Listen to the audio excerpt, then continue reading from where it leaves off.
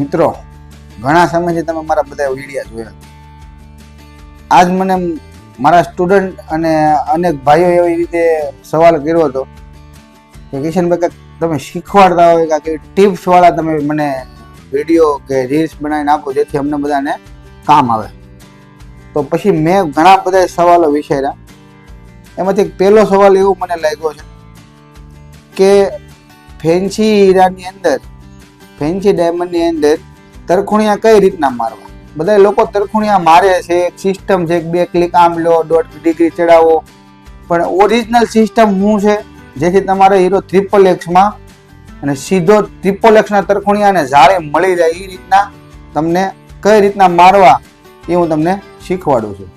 તો જુઓ, ચાલો મિત્રો, હંમેશા ધ્યાન રાખો, ઓવલના ફેન્સી હીરાના તરખુણિયા તમે મારતા હોય અને XXX ના પ્રમાણે મારતા હોય તો હંમેશા મારા પ્રમાણે તમારે પહેલા 4 નસના તરખુણિયા મારવાના. મતલબમાં એક આ પહેલી, પછી બીજી આ, પછી ત્રીજી આ અને ચોથી આ.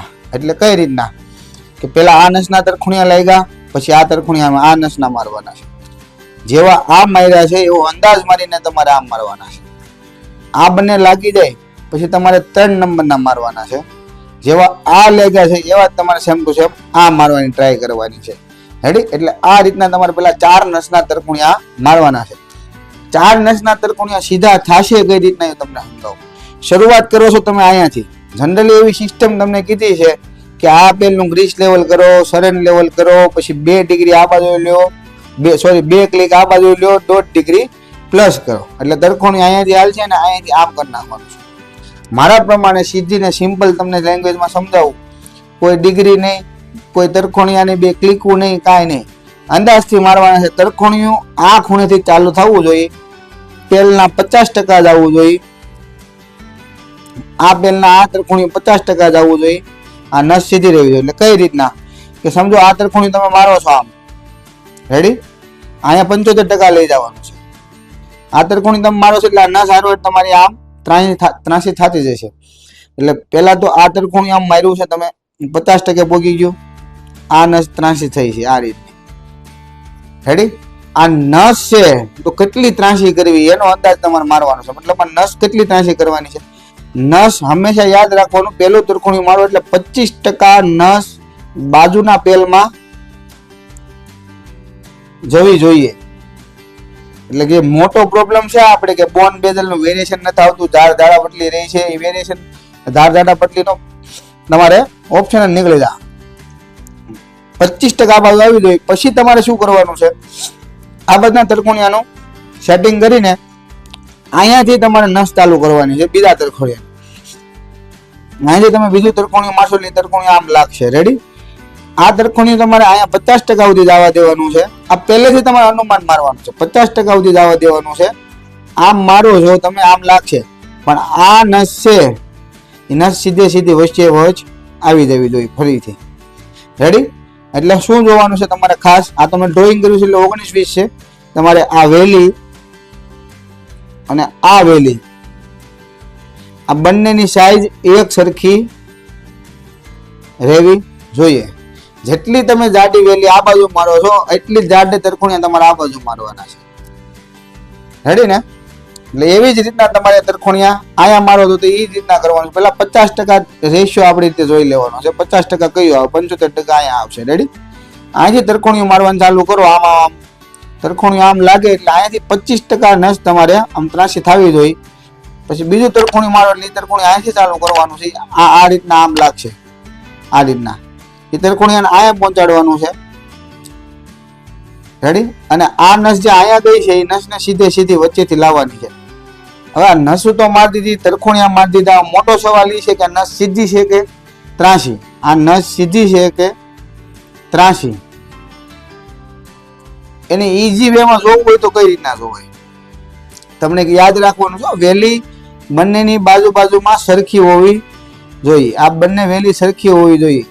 એક સરખી વેલી રાખશો તમે તો જ તમારા મથાળાના તરખોણિયા છે ને સીધા લાગશે, તો જ મથાળાના પેલ સીધા રહેશે, નકર ત્રાસા થશે. એટલે XXX માં હીરો તમારે બનાવવો છે તો આ વસ્તુ ખાસ ધ્યાન રાખવી પડે. બીજું, આ નસ સીધી છે કે ત્રાસી તમને કઈ રીતના ખબર પડશે? આપણે જનરલી ટ્રિપલ એક્સ નો હીરો બનાવે એટલે આપણે પ્રિન્ટ ને અનુમાન પ્રિન્ટ ઉપર ભાર વધારે આપીએ છીએ. પ્રિન્ટ કરતા તમારી નજરને તમે જેથી ભાર વધારે આપશો ને તેથી તમારી સ્પીડ, તમારું પરફેક્શન ઓટોમેટિક વધી જાય. આ ત્રિકોણીય નસ જોવાટું તમારું કટોરું છે, ડોપ્સ ને સામેની સાઈડથી જોવાનું છે કે જેમ અત્યારે મને દેખાય છે કે અહીંયાથી આ નસ કઈ રીતના જાય છે. રેડી? પાછળની સાઈડથી આ સાઈડથી તમે તમારી નજર લગાવશો એટલે તમને ખબર પડી જાય નસ ત્રિકોણીયાની નસ સીધી છે કે ત્રાસી. એ રીતનું તમે જોવો. એવી જ રીતના તમારે અહીંયા કરવાનું છે. પેલા તો આ ડબલ એલ સાઈડ ની તમારે નસો મારતી વખતે તમારે આ હીરાને છે ને આમ કરીને સીધો બેસાડી દેવાનો છે. રેડી? અહીંયા એવી જ રીતે કરવાનું છે. 50% 50%. આના 75% અહીંયા થાય છે. આલા આંકડા પોળા થાય એવું તમને લાગશે પણ ઓરિજિનલમાં થશે નહીં. તમારે નજરથી કરવાના છે. અહીંયા તમને સમજાઈ ગયું નસ ત્રાસી છે, જોવી કઈ રીતના, સીધી કઈ રીતના, વેલી કઈ રીતના સરખી રાખી, બધું સમજાઈ ગયું. હવે ત્રિકોણીયામાં મોટી મિસ્ટેક જે કરો છો તમને સમજાવું. અહીંયા સુધી લઈ જવાનું છે. રેડી? આપણું કન્ફર્મ છે. અહીંયાથી તમે ત્રિકોણીયું ચાલુ કર્યું, કાં તો ત્રિકોણીયું તમારું શર્ટ લઈને આમ નીચે વયું જાય. રેડી? એટલે અહીંયા જગ્યા વધી એટલી અને અહીંયા જગ્યા વધી લાડ વધી. હવે શું કરવું? સારું ચાલવા દેશું તો અહીંયા વયું જાય. અહીંયા તમારે શું કરવાનું છે? ટીક સાઈડ નો ડાસો મારવાનો છે. ટીક સાઈડ નો ડાસો એટલો મારવાનો છે કે આ જગ્યા અને આ જગ્યાનું બેનું બેલેન્સ કરવાનું છે. શું કરવાનું? બેલેન્સ. ટીક નો ડાસો મારો એટલે પછી ત્રિકોણીયું હાલે. પેલા અહીંયાથી આમ ચલાવ્યું છે, અહીંયા સુધી પાછો ડાસો ઉપર આવી ગયો. ત્રિકોણીયું કેવું બન્યું? આ રીતનું બન્યું. હજી જગ્યા બહુ વધારે છે. પાછો ટીક નો ડાસો મારો. અહીંથી આમ લીધું તમે, ટીક નો ડાસો મારીને ઉપર આવી ગયું. ત્રિકોણીયું પાછું તમારું અહીંયા આવ્યું છે. હજી જગ્યા આ જગ્યા અને આ જગ્યા બેલેન્સ નથી. આ જગ્યા હજી વધારે છે, આ ઓછી છે. હજી ટીક નો ડાસો મારો. રેડી? આ રીતની જગ્યા બે બાજુ બેલેન્સ થાય તમારી. હવે આ જગ્યા ના જગ્યા જોવો તો તમારી ઓલમોસ્ટ બેલેન્સ છે. આ બે જગ્યા સરખી થાય પછી જ આ ત્રિકોણીયાને બેઠું ચલાવવાનું. રેડી? બેઠું ચલાવશો એટલે 75% અમે હારે પોકશે, 50% હારે પોકે. તમારો જે પ્રોબ્લેમ છે કે ટીકમાં સડી જાય છે, સાઈડમાં વયું જાય છે, નાનું થઈ જાય છે, મોટું થઈ જાય છે. મેઇન પ્રોબ્લેમ એનો રીઝન આ છે કે તમે આ બે બેલેન્સ નથી કરતા. બેલેન્સ કરશો એટલે તમારા ત્રિકોણીયા સીધા લાગશે. મેન્યુઅલી જોવાનું છે. આ નસ 25% પાછળ જ આવી જોઈએ, આગળ 50% જ આવી જોઈએ. તમારે મેન્યુઅલી નજરથી જોવાનું છે. પહેલેથી અંદાજ મારી બનાવવાનું છે. એટલે બેઠું ચલાવીને આ ત્રિકોણીયું આપણે અહીંયા પહોંચાડી દીધું અને આ નસ અહીંયા પહોંચી એટલે તમારું પહેલું ત્રિકોણીયું આ રીતનું લાગે કંઈક. રેડી? બીજું ત્રિકોણીયું મારો તમે. એ ત્રિકોણીયું અહીંથી શરૂઆત કરવાની. અહીંથી તમે ધીમે ધીમે આમ લેતા જાવ. આમાં એ જ ધ્યાન રાખવાનું છે. આ નસ અહીંયાથી આમ ગઈ છે. બીજી પેન લો એટલે તમને આઈડિયા આવે કે આ ત્રિકોણીયું તમારું અહીંયા પહોંચ્યું છે, આ અહીંયા પહોંચ્યું છે.